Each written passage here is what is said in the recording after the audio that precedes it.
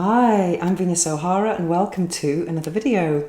I read somewhere recently that it's 10 years since 50 Shades of Grey and I can't believe the time has gone so fast, and I want to share my own perspective on 50 Shades of Grey because I've been a sexpert all this time and I've seen that it's had a huge impact on my industry.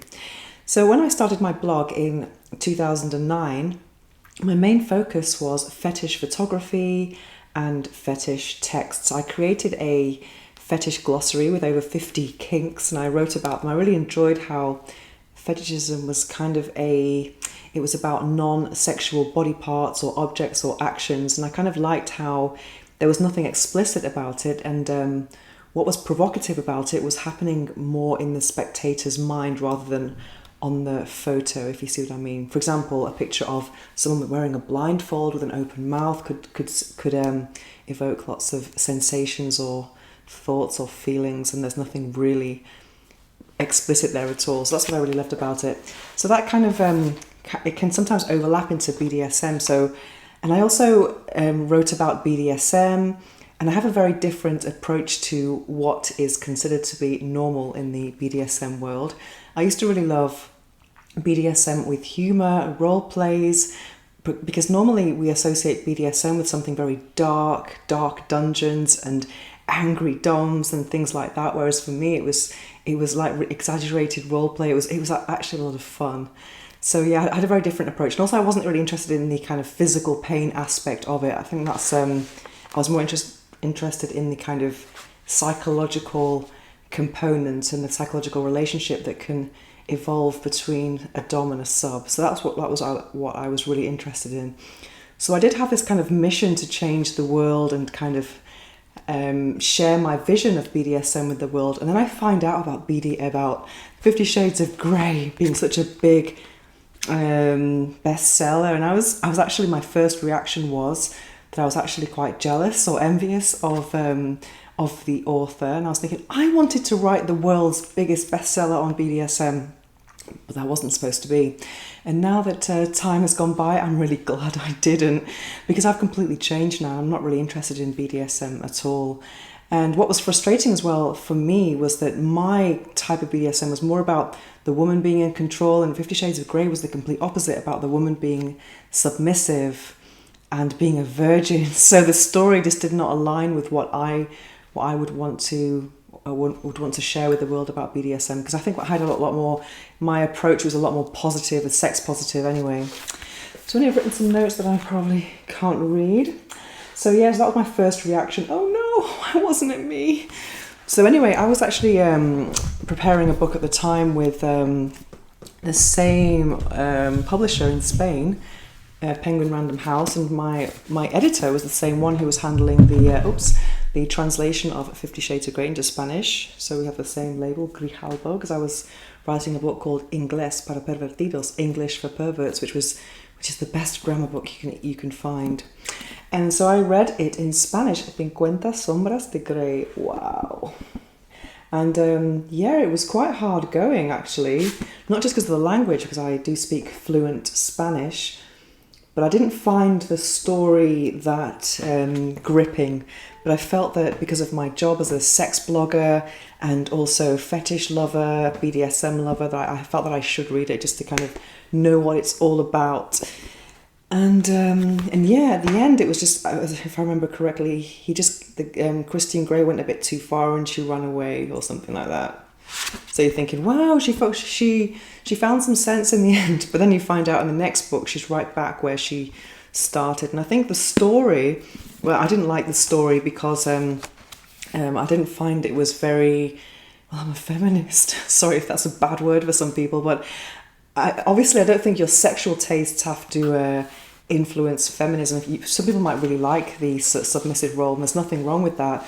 But this kind of like relying on a rich man, it's kind of like an old story, really. And I really believe in financial independence. I think that's so important, because if not, you're not level. You're not equal. I mean, you can definitely be equals and enjoy submission if that's what you're into. But if the guy is paying for everything, that's a real control over you. And I found that really, I didn't like that at all.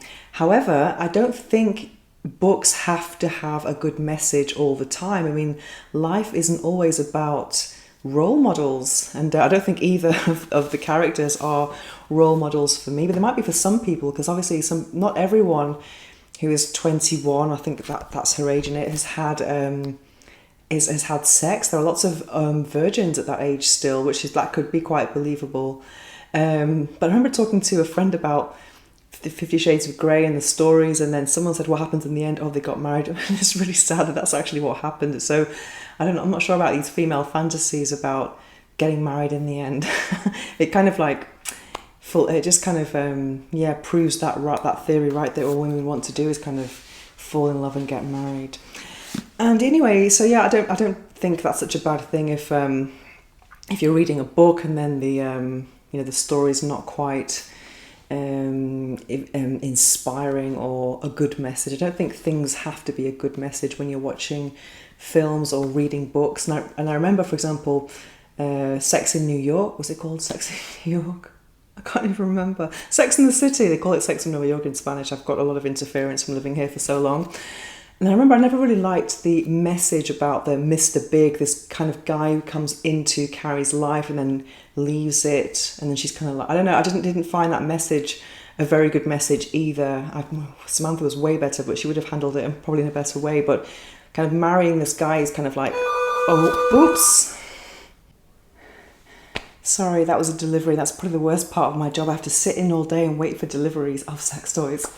Anyway, so going back to what I was talking about, messages in films and books do not always have to be, you don't always have to be inspiring. They could be, they have messages and lessons to be learned, but not always. They don't have to always be, inspiring. That was a big critique, though, from lots of people about the kind of the plot of the virgin and the controlling guy and all this opulence. Anyway, so what else? What else was I going to say about it? So after I read the first book, I wasn't intrigued about the second one really, or the third one, and at the time, just before that, I started writing for El País, which is Spain's biggest newspaper, and I was writing for the sex column, and my columns were very, very, very popular. And what was really interesting was, before I started that collaboration, this was in 2011, or maybe, because obviously it maybe took a few more months to be published in Spanish, but the editor in El País told me, don't write about BDSM. I've seen a lot of that stuff on your website. You must write about more mainstream things. And when she told me that, that's when I started writing about female orgasm a lot, and that's how I kind of became a sex toy reviewer and designer, because of that piece of advice. Because back then, she said she didn't want people to confuse BDSM with domestic violence, because there is a lot of domestic violence here in Spain. There are stories almost every day currently, which is quite shocking. So some people can't just saying, oh yeah, you're hitting me and I'm enjoying it. That's kind of really not the message for back then. And I think the perception of BDSM, even when I was dating and stuff, it was kind of perceived as something that might be more popular in the UK or in Germany or in America, but not really here. There are a couple of dungeons, a couple of fetish clubs, tiny though, nothing like Torture Garden in London or similar, and a couple of DOMs, but obviously that wasn't really perceived as something that could be healthy or that couples should be indulging in. So that's why I am a fan of the phenomenon of 50 Shades of Grey. I think it's really kind of brought different types of sex and sexuality into the mainstream. And also for me, I love books, and I've been reading erotica for many, many, many years. And I do find that some of the books I was reading that were very popular in the erotic world were kind of brought to the forefront, so to speak, thanks to 50 Shades of Grey and the phenomenon. So I'm really, really a big fan of that. And also that kind of makes my job a bit more mainstream too. I mean, for example, the sex blog that I was writing in El País was on the front page a lot of the times, where you could never imagine something like that, let's say 10 years earlier. So I think that's a really, really, really good thing, to bring sexuality and female desire into the forefront and into the mainstream. So I'm a massive, massive fan of that. And also I really love the fact that there were lots of sex toys mentioned in the book. And and it kind of normalized, hang on a minute, let me get this message off. Boy. It kind of normalized sex toy usage, which is always a good thing, especially for me when I'm a sex toy designer now. So I'm a big advocate for people using sex toys as for solo sex, solo self-love, and for sharing experience with a partner as well. And what else? And then let's talk about the films and also the toys.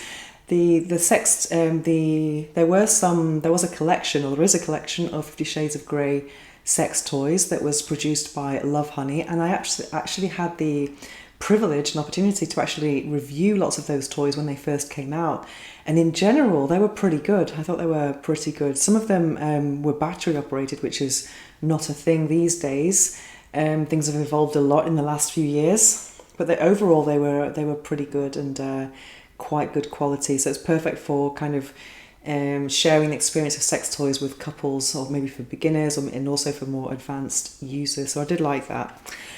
And also talking about the films, well, I remember that when the first one came out, I think it was on Valentine's Day.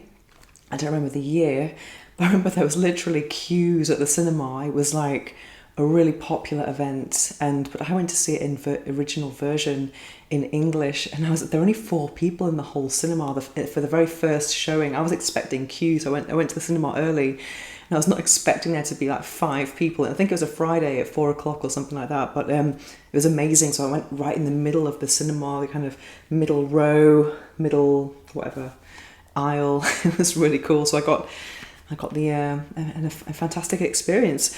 And then the next couple of films, well, I saw them without reading the book, and I'm kind of glad I didn't read the books actually, but they were kind of light-hearted, entertaining, and I actually had to check in Wikipedia if I'd seen the last one, because it's kind of a blur for me. So I think one was out in 2016 and the other one in 2017, or was it 2017 and then 2018, something like that. So I the last 2 were a bit of a blur for me, so I had to reread it in Wikipedia what actually happened in them.